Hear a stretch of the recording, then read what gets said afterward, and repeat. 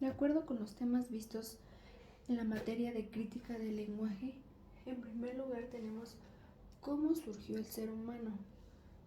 De acuerdo a un estudio que hicieron un grupo de científicos, encontraron un lugar al cual llamaron cuna de la humanidad, debido a que esto es un estudio de la evolución humana, cómo el ser humano se ha ido desarrollando y ha ido cambiando a través de los años. Se le conoce así como cuna de la humanidad debido a la gran cantidad de fósiles que se encontraron en ese lugar. Por lo tanto, los científicos lo llamaron de esa manera.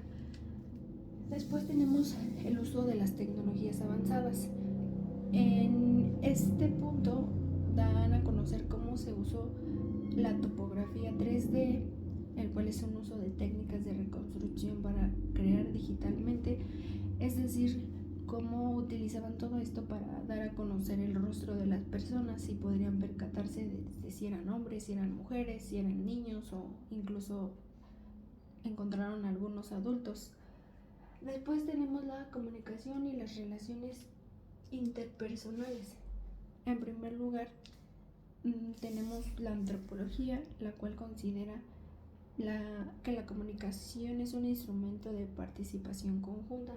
Menciona principalmente lo que es la familia, ya que es un aspecto fundamental para el desarrollo y la educación del hombre, fomentando los valores como la solidaridad, la empatía, el respeto, el amor.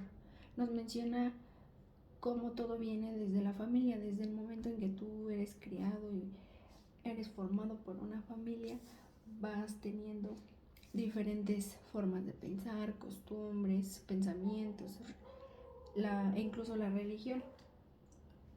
Después tenemos los medios de comunicación, la política, la economía, la cultura. En la política nos menciona principalmente sobre el tipo de ideología, los pensamientos, los intereses, ya sean en ocasiones son en conjunto o en ocasiones son diferentes. La economía, la cultura, cómo es de diferentes formas, por ejemplo, en cada país, en cada lugar, diferentes situaciones. De igual manera, en este punto cabe recalcar que existe siempre un emisor, que es quien envía la información, el receptor, que como su nombre lo dice, es quien recibe la información, el canal, que es por el medio del cual la información es transferida, el contexto, dependiendo de qué es lo que se habla. En este caso podría ser igual de la política, incluso de la religión o de la cultura, y los códigos que existen en cada una de estas, dependiendo del contexto o del tema del que se esté hablando. Después tenemos el ciclo de conferencias, los laberintos del cerebro. En primer lugar tenemos la evolución del lenguaje. Esto se basa en las bases biológicas del lenguaje y en qué regiones del cerebro se encuentra cada una, como lo es la producción del lenguaje, cómo el ser humano produce el lenguaje. Claramente sabemos cómo es producido por medio de el habla y los códigos o fonemas que existen. Sin embargo, en este aspecto nos menciona cómo lo produces, cómo es que es transmitido hacia los demás y la comprensión de este mismo. No todos los seres humanos comprendemos de la misma manera el lenguaje, existen diferentes sentidos de interpretación, formas de interpretación. Después menciona sobre los primeros homínidos. En este punto nos desarrolla sobre las formas primitivas de comunicación, cómo nuestros antepasados se comunicaban antes por medio de sonidos o cierto tipo de gesticulaciones que hacían que se comunicaran entre ellos. No existía como tal un lenguaje o una manera de comunicación donde existiera una producción oral por la cual se pudieran intercambiar mensajes o comunicarse, sino que por medio de la manera en que ellos se comunicaban podían formar tribus o estar en conjunto generalmente.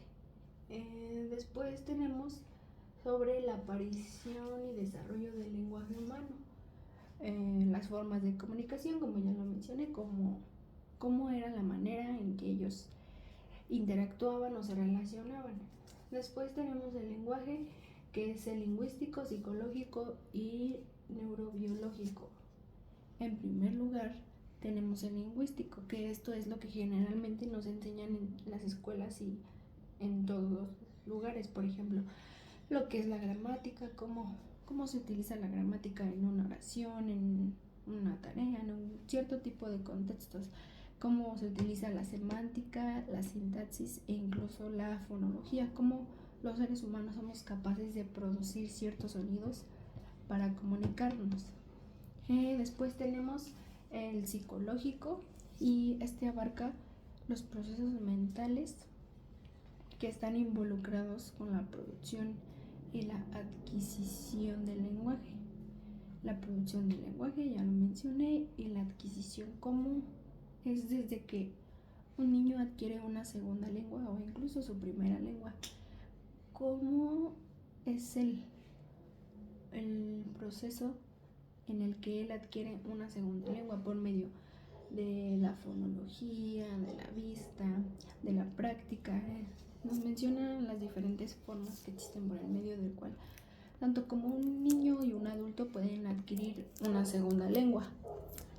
Y en el punto del lenguaje neurobiológico nos menciona principalmente sobre las áreas cerebrales, de cómo adquirimos el lenguaje, cómo lo producimos, cómo lo compartimos, cómo se manifiesta este lenguaje.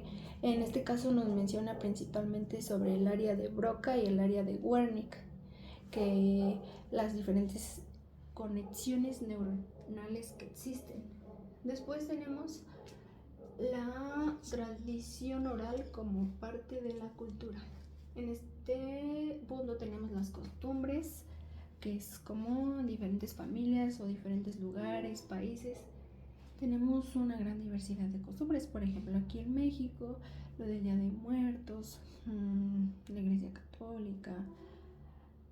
Después tenemos los modos de vida, como esto se puede relacionar lo que estaba al inicio con lo de la familia, dependiendo en el lugar que tú hayas crecido y con tu familia.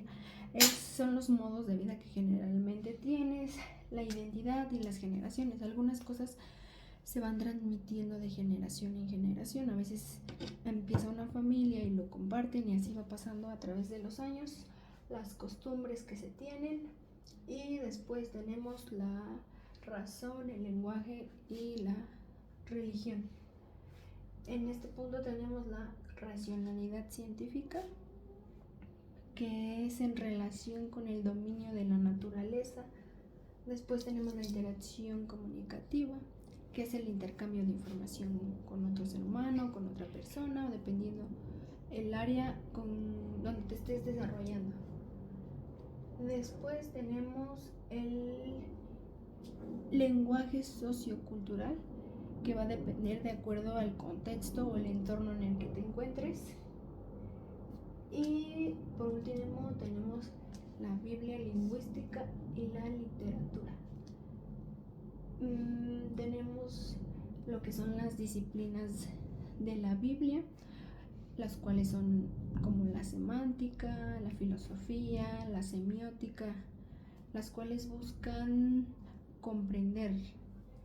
Después tenemos la diversidad cultural, lo cual son como la religión, la moral, la literatura, el arte. En este punto no solo se basa principalmente en la religión, porque cuando nos hablan de Biblia generalmente es como de, ay, sí, la religión, Dios, santos, creencias, no, sino por eso menciona lo que es la diversidad cultural. No solo se basa o se enfoca en una sola cosa, sino abarca más, busca tanto relacionarlo con el lenguaje, mencionando por ejemplo la semiótica, la filosofía, que sería otra área, como otra materia. Después, relacionándolo con la crítica del lenguaje, tenemos que su interpretación puede variar dependiendo del contexto. En este caso tendríamos la salvación, la justificación y la regeneración. Abarcando todos estos temas, se puede decir que la crítica del lenguaje es no solo un tema o no solamente tiene una idea, sino se puede abarcar, se puede ampliar sobre más temas y diversidad de conocimiento, tanto en la comunicación, el lenguaje, otras áreas de conocimiento, la familia, la cultura, la religión. Siempre va a tener como un panorama más grande y no solo se va a centrar en una sola cosa, sino abarca diferentes aspectos.